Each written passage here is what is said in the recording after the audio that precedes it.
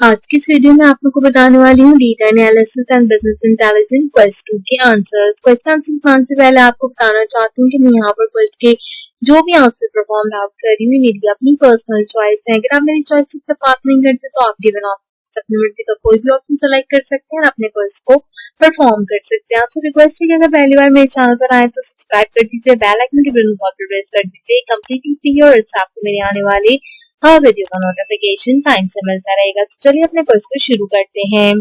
Median should only be calculated for qualitative data with sequence more than one categorical data and none of these. आपने बताना है कि जो median होता है वो किसके लिए कैलकुलेट करना चाहिए।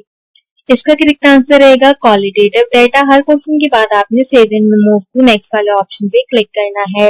What is the output of 23 plus 8 divided by 2 multiply by 2? 23, 24.5, 25 and 22 आपके पास ऑप्शंस अवेलेबल हैं। इस क्वेश्चन का करेक्ट आंसर रहेगा 25। अगले क्वेश्चन की तरफ चलते हैं जो कि है in Excel we use dash to estimate the relationship between two और मोर वेरिएबल। एक्सेल के अंदर हम किस रिलेशनशिप को यूज करते हैं जब हम टू और मोर वेरिएबल की एस्टिमेट करते हैं। We look up scenario manager, regression analysis, none of these. इस क्वेश्चन का करेक्ट आंसर रहेगा यहाँ पर रिग्रेशनल एनालिसिस। अगले क्वेश्चन की तरफ चलते हैं। क्वेश्चन नंबर 4 होगा pivot table can be use for sorting, data filtering, data mining, all of these. जो हमारे पास पिवट टेबल होता है वो किस चीज के लिए हम इस्तेमाल करते हैं। इसका करेक्ट आंसर रहेगा data filtering.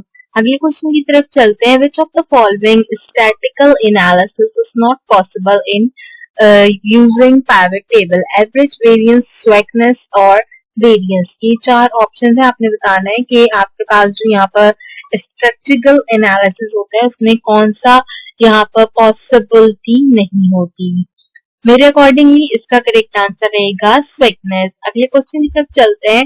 When data is arranged in ascending और descending order for only one column is called multiple column sorting, one bar sorting, single column sorting या फिर नन ऑफ दीज। जब डेटा अरेंज किया जाता है ascending to descending सिर्फ एक column के लिए तो वो क्या कहलाता है। तो जब हम यहाँ पे डेटा की बात करते हैं और सिर्फ एक कॉलम के लिए ही इन्होंने पूछा है तो सिंगल कॉलम सॉर्टिंग होनी चाहिए, और अगर एक से ज्यादा कॉलम के लिए पूछेंगे तो multiple column. The Excel sequence function can be one dimensional, two dimensional, none of these, both. जो हमारे एक्सेल के सीक्वेंस फंक्शन होते हैं वो कौन से डायमेंशन के अंदर होते हैं।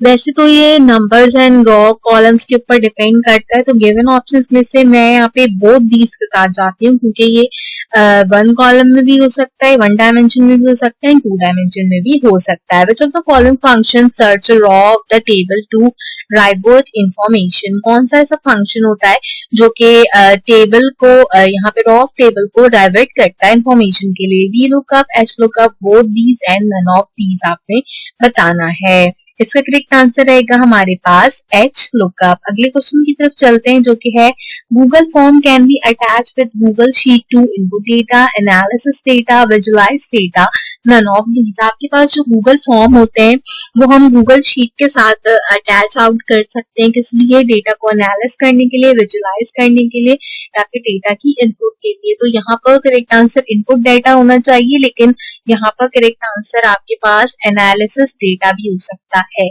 तो ये चांसेस के ऊपर है कि किस हिसाब से यूज हो रहा है, लेकिन ज्यादातर गूगल फॉर्म में जो डाटा होता है उसको हम गूगल शीट में इनपुट करने के लिए यूज करते हैं, तो उस हिसाब से मैं इनपुट डाटा के ऑप्शन के साथ जा रही हूँ। आपकी क्वेश्चन है what is the procedure of performing a regression in Microsoft Excel? आपने बताना है कि जो रिग्रेशन होती है माइक्रोसॉफ्ट एक्सेल में उसका क्या प्रोसीजर होता है।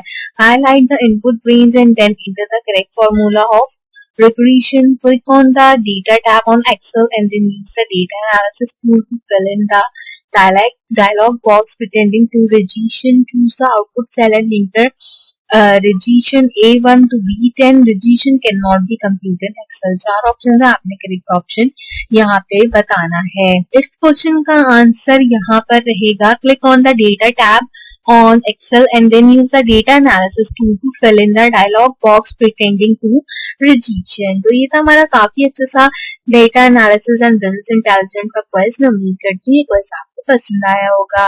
आप देख सकते हो कि यहाँ पे मेरा रिजल्ट लॉट आउट हो गया है, तो मैंने 8 मार्क्स कंपाइल किए हैं इसको। इसके अंदर अगर कोई इससे रिलेटेड कोई भी प्रॉब्लम पेश आती है तो मेरे फेसबुक का ग्रुप है महक आलमगीर DSTV 2.0/04 के नाम से मौजूद है। आप इस ग्रुप को लाजमी ज्वाइन आउट कीजिए। पहली बार मेरे चैनल पर आए सब्सक्राइब कर दीजिए, बेल आइकन की बिल कॉल प्रेस कर दीजिए। कंप्लीटली फ्री है, उससे आपको मेरे आने वाले हर वीडियो का नोटिफिकेशन टाइम से मिलता रहेगा। अगर आपने अब तक फ्रीलांसिंग एक्सरसाइज 2 कंप्लीट नहीं की तो उसका सोल्यूशन अपलोड आउट कर दिया, मेक श्योर कीजिए कि आप उसे चेक करना बिल्कुल मत भूलिए। आज की वीडियो के लिए बस इतना ही। आपसे मुलाकात करूंगी अगली वीडियो में किसी और अच्छे टॉपिक के साथ। तब तक के लिए मुझे दीजिए इजाजत।